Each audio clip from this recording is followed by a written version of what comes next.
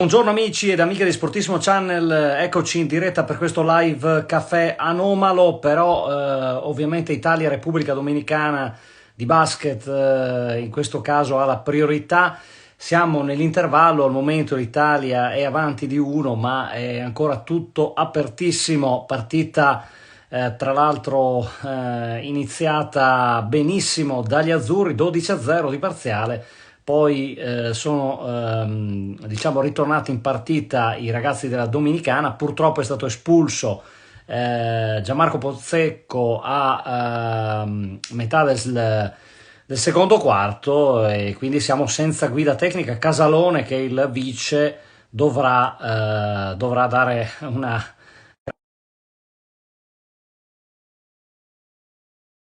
di stare, diciamo, in partita ed è una gara importante dopo l'esordio non brillante contro l'Angola, vittoria per 81-67, però adesso ci giochiamo il primato nel girone. Ma parliamo di calcio nel frattempo, prima che inizi il secondo tempo, quindi saremo velocissimi. Andiamo a analizzare con Max quello che è successo nelle prime quattro partite di campionato, diciamo sottolineo così vai a sprombattuto: Frosinone-Atalanta, Monza, Empoli, Verona, Roma e Milan-Torino. Frosinone-Atalanta, grandissima sorpresa del Frosinone che dopo la sconfitta patita in casa contro il Napoli, che ci stava, ha dimostrato comunque che nonostante tutto, insomma, ha fatto vedere un po' i limiti dell'Atalanta, che ancora si sta assemblando, no? Perché nuovi giocatori sono rientrati anche nel secondo tempo, De Ketelaere ha avuto anche qualche occasione, però insomma alla fine il Frosinone di Francesco, speriamo che questa volta sia la volta buona di Francesco, insomma, perché ha avuto sempre, no, negli ultimi anni un po' di sfortuna nell'allenare. Per quanto riguarda poi, subito dopo abbiamo l'Empoli, ingiusto, abbiamo l'Empoli che ha perso, ahimè, 2-0, quindi dispiace per il nostro amico Perisan, però diciamo che il Monza ha meritato. E poi questo Colpani veramente ha dimostrato, ha fatto qualcosa di straordinario, e devo dire che non me l'aspettavo questo giocatore così forte. Mi domando perché nessuno l'ha neanche considerato fino ad ora. Boh, comunque, detto questo, molto molto bene. Poi cosa avevamo, scusa, di terza partita? Verona-Roma e Milan-Torino. Ecco, anche qua, limiti della Roma che sta aspettando a tutti i costi Lukaku che arriva, però ricordo che ci sono 3 milioni di differenza tra l'offerta dell'ingaggio della Roma e quello che dovrebbe pagare il Chelsea. Insomma, è un po' intricata la faccenda, non è che si rischia che non vada neanche là, boh, punto interrogativo, perché Lukaku ormai veramente non si sa dove voglia andare. La Roma però purtroppo anche qua abbiamo dimostrato che è andata a Verona e ha preso, come per dire, mi aspettavo qualcosa di meglio, ecco, anche perché c'era il ritorno di Dybala, aveva messo dentro l'argentino Paredes, insomma c'era una serie di cose che poteva sembrare che la Roma potesse andare a Verona e far man bassa, invece il Verona ha dimostrato che non è stato un caso la vittoria che ha avuto la settimana scorsa, no? Mi sembra, o sbaglio? Eh sì, il Verona è in testa alla classifica con il Milan che ha vinto 4-1 col Torino. Ecco, sul Milan, bravissimi, complimenti al Milan. Il Milan è partito in maniera spumeggiante, anche se, e questo non è perché voglio fare nessun tipo di polemica particolare, sembra che ci siano due rigori un po' dubbi, però a prescindere dal fatto dei rigori dubbi, il Milan comunque sta dimostrando di essere in grande forma. Bellanova invece ha dato due rigori a favore del Milan e questo non è un bene, forse per quello che l'Inter non l'ha riscattato. No, scherzo, naturalmente, però il Milan fa paura. In questo momento sembrerebbe un Milan molto, molto, molto forte, ecco, e ha fatto un'offerta per Taremi del Porto. Ecco, questo per quanto riguarda il mercato, hai citato appunto la trattativa di Lukaku. Ieri non ho visto il Milan, ma ho visto la 4% italiana, gli azzurri ottimi secondi, medaglia d'argento dietro gli Stati Uniti che erano davvero imprendibili, quindi un ottimo viatico per Londra, per Parigi, scusate, 2024, anche considerando che la prossima estate ci sono anche gli europei, e quindi speriamo che questa No, è veramente 4% prosegua così. una prova ottima, bisogna dire la verità, essere onesti, è stata una prova veramente buona, però questi Stati Uniti sono difficili da battere a prescindere, no? Quindi devo dire che veramente mi hanno impressionato comunque, perché un bellissimo secondo posto, con una batteria numero 2 di Jacobs dove ha spinto veramente, peccato perché se avessi avuto più ore di allenamento nelle gambe, ne avremmo viste delle belle nella 100 maschile nella finale. Peccato, o nella semifinale, insomma, sarebbe potuto arrivare in finale tranquillamente. Bene Tortu, insomma, è stata una bellissima gara. E bene anche le femmine, perché un quarto posto nella 4% hanno fatto qualcosa di eccezionale, mai successo nella storia del 4% femminile, per cui direi che stiamo migliorando sempre di più dopo gli exploit avuti naturalmente alle Olimpiadi, quindi insomma direi che qualcosa di eccezionale. Ecco, poi c'è da segnalare la pallavolo, vittoria facile 3-0 Italia contro Spagna, agli ottavi di finale europei a Firenze, martedì, quindi dopodomani, il quarto di finale contro la Francia. Oggi alle 15 anche la Formula 1, Mahler e Ferrari, sesto Sainz, nono Leclerc, Paul, guarda caso, di Verstappen che gioca in casa, Gran Premio di Olanda, e di conseguenza prevedo un'altra facile vittoria di Verstappen. Del Io basket penso abbiamo che... detto un'ultima parentesi Sì, prima di scusa. lasciarti al tennis, perché siamo alla vigilia degli US Open.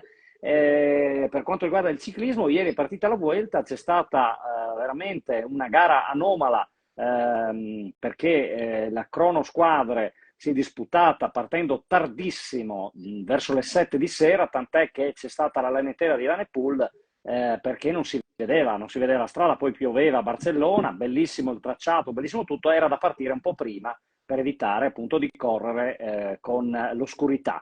E c'è un italiano, Lorenzo Milesi, che è campione mondiale under 23, nel cronometro, che è in testa per il momento, maglia rossa, ma ne vedremo delle belle da qui fino alle prossime 3 settimane. Per quanto riguarda il tennis, insomma, dici un po' cosa è successo, se No, no, abbiamo un guarda, qualificato forse che ce l'ha fatta. e per fortuna, insomma, direi che abbiamo veramente uno in più, si fa per dire, che ieri sera è riuscito a vincere, diciamo, Travaglia, ecco, Travaglia è riuscito a vincere al terzo Turno di set, qualificazione. esatto, l'ultimo turno di qualificazione, e quindi per la prima volta si è qualificato al tabellone principale degli US Open, il che insomma gli fa onore perché nessuno, devo dire la verità, nessuno se lo aspettava più di tanto, però si è presentato qua in buona forma. Io ho sempre creduto in Travaglia, devo essere sincero, un ottimo giocatore secondo me, un po' discontinuo, quello sì, però mai dire mai nella vita, insomma c'è sempre spazio per migliorarsi. Abbiamo a questo punto il nostro Sinner, che è la Allora, testa di se serie vuoi, numero... ti posso aiutare dandoti gli abbinamenti degli italiani, Esatto, così ci sì, sì, fai bene. velocemente. Nel frattempo è iniziato il secondo tempo e la Dominicana in vantaggio con un tiro da 3 di Towns, giocatore di Utah Ah, Jazz, quindi attenzione, mettetevi su Rai 2, Now TV o DAZN, ci sono in tutte e tre le piattaforme per vederla. Allora, iniziamo dai maschi, dagli uomini, Sinner contro Hanfman, Sonego contro un qualificato, al momento non si sa chi è, Berrettini che contro Humbert, francese, Arnaldi Umberto, sì, Umberto. Kugler, Cecchinato Safiullin, Musetti Barrer. Questo per quanto riguarda i 6 uomini qualificati al Allora, tabellone. io credo, adesso non vorrei naturalmente denigrare gli avversari, però credo che la partita più difficile ce l'abbia proprio Berrettini. Berrettini. Sì, perché è il numero 29 del mondo, Humbert, ed è un giocatore mancino tremendo, spicchia forte. Non lo so, è quello l'unica partita che mi preoccupa più delle altre. Poi è chiaro che Kubler è forte, insomma, ce ne sono di Cecchinato partite. contro Safiullin può farsela? Beh, oddio, Cecchinato ci ha insegnato comunque che lui è capace di fare, sicuramente non è favorito, questo non c'è ombra di dubbio, però ci ha insegnato Cecchinato che magari ogni tanto qualche esploit lo può anche avere, ecco. Il dubbio sarà poi dopo del qualificato che avrà Musetti, che potrebbe essere chissà lo stesso Travaglia, sappiamo che vanno un po' a sorteggio, no? Sì, scusa, lo stesso Sonego qualificato Musetti a Barrera che dovrebbe beh, però Barrera è lo stesso, è un altro giocatore tosto, ma insomma questo Musetti non credo che debba preoccuparsi più di tanto. Ricordo che il US Open da adesso in poi, perché nelle qualifiche no, da adesso in poi incomincia un altro torneo, cioè si va al meglio dei 5 set, quindi quando uno ha vinto 2 set non basta, bisogna farne un altro, e se non vinci devi farne un altro ancora, fino a un massimo di 5 set, quindi partite che stiamo parlando di un torneo completamente di un altro sport, nel senso che normalmente il tennis è 2 set su 3, ma nei 4 tornei più importanti lì... Dove lo vediamo l'US Open da domani? Beh, lo possiamo vedere tutto su Super Tennis, e chi avesse la possibilità e la fortuna di avere la tessera FIT, perché è un giocatore di tennis, perché è basterebbe essere affiliato anche Padel, sì, giustamente, hanno la tessera FIT-P, e allora possono registrarsi con il numero della tessera o pagare naturalmente un abbonamento per chi non lo è di 3 euro e qualcosa al mese, e si può vedere Super Tennis, e lì trasmettono tutti gli 8 i campi a disposizione. Mentre a Super Tennis con un tastino rosso, sempre per chi abbia, credo, la Smart TV, tastino verde, scusate, per chi ha da domani, e da lì si potranno vedere 4 campi, insomma 4 campi principali. È chiaro che Super Tennis cercherà comunque all'inizio di far vedere il più possibile tutte le partite dei nostri ragazzi, e quindi insomma... Adesso vado a dirti con chi giocano: Paolini o Stapenko? Iniziamo da questa è tosta. Giorgi Pegula anche allora io credo che non me ne voglia la Paolini comunque non l'ho vista malissimo ultimamente, anzi benino, però la Ostapenko credo che abbia l'85% di probabilità di vincere. Giorgi Pegula, qua direi pronostico a senso unico. Purtroppo è stata sfortunata, bisogna dire la verità, perché beccarsi la Pegula o Pegula che si voglia, che ha vinto a Cincinnati mi pare, è veramente un anche se lei comunque con la Pegula ha sempre fatto ottime partite, magari sempre arrivata al terzo, ma ultimamente non è stata mai in grado di riuscire a vincerci. Credo che qua la Giorgi purtroppo non sia favorita, anzi la Pegula credo che farà, insomma, è favoritissima, ecco, diciamoci le cose così. Bronzetti contro Krejcikova, testa di serie numero 12, anche qua difficile.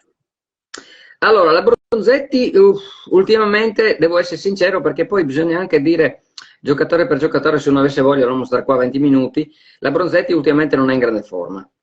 E quindi diciamo che anche qua purtroppo prevedo, lo dico con a malincuore, prevedo una carrellata di insuccessi nel primo turno, ma non è perché è sfiducia, perché proprio le avversarie sono più forti nettamente in questo momento. Poi c'è Trevisan Putintseva e la Cocciaretto che è testa di serie numero 29 contro una qualificata.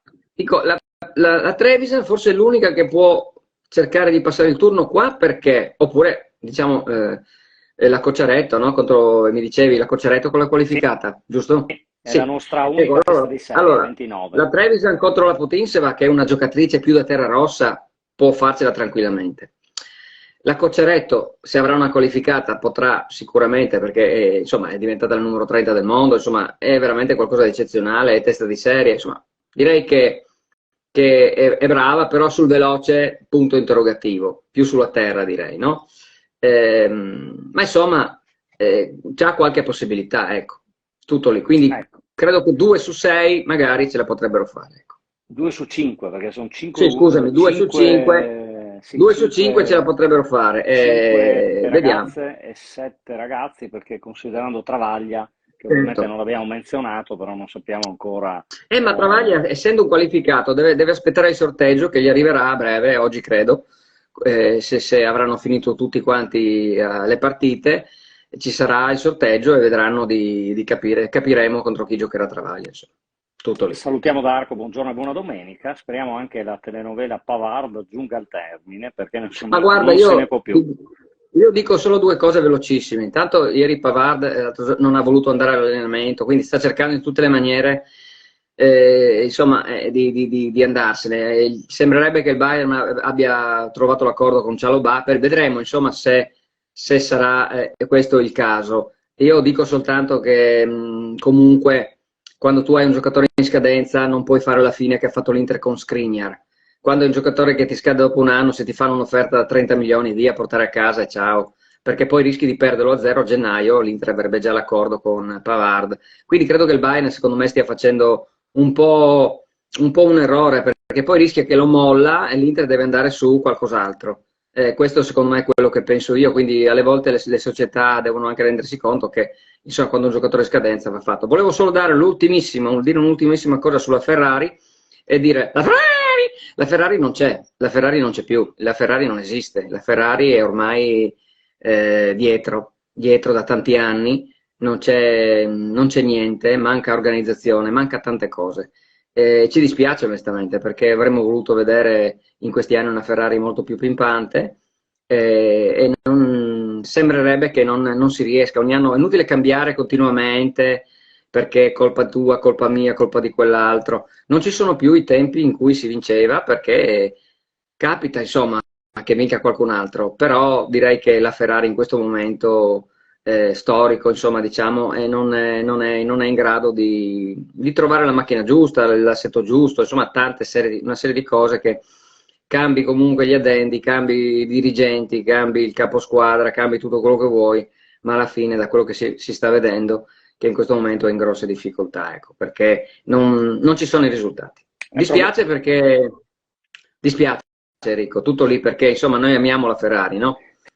Sì, sicuramente poi è un problema di progettazione di fondo, si sta già pensando al 2024. Detto questo, il basket sta crollando a picco perché 45-52, Repubblica Dominicana in gran spolvero e soprattutto Towns si sta facendo molto male. 6 minuti alla fine del terzo quarto, tutti su Rai 2, su Now o su Sky o su DAZN per vedere come va a finire e speriamo che nonostante l'espulsione di Pozzecco la nazionale azzurra l'Italbasket riesca a vincere anche questa. Al momento tiro sbagliato e quindi siamo ancora sotto di 7. A tutti voi buona domenica e ci risentiamo presto su questo canale. A tutti buona domenica, buon sport a tutti. Sportissimo live caffè.